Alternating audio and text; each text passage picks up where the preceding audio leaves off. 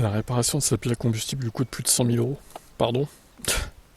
En Allemagne, ses propriétaires ont aussi un devis de plus de 100 000 euros pour changer la pile à combustible de sa voiture hydrogène. Mon dieu. Bah, c'est bien les voitures hydrogènes, dis donc. Un Hyundai iX35 FCL, un des rares modèles disponibles en Europe, dans lequel il a investi un peu plus de 50 000 euros. Avant, j'avais une Toyota Prius rechargeable, mais son autonomie était trop courte. Habitué au long trajet dans le cadre de son activité professionnelle, il fallait un véhicule doté d'une bonne autonomie, de quoi parcourir entre 450 et 500 km.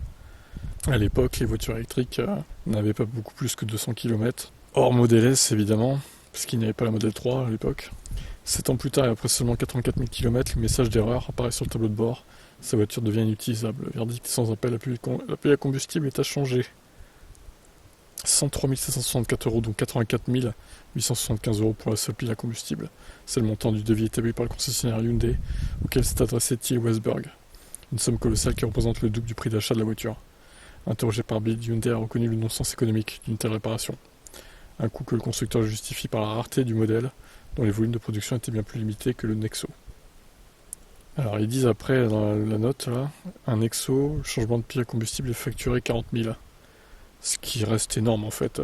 40 000, même 40 000, c'est plus cher que le changement d'une batterie sur une Model S vieille, qui est autour de 20 000 à peu près. C'est 2 fois plus cher, donc déjà que c'est cher le changement d'une batterie, alors là... Après, venez pas me dire que c'est la révolution, les voitures hydrogènes, hein. Franchement, c'est délirant quoi, c'est une honte même. Je vous laisse commenter cette sombre affaire, hein. Ciao.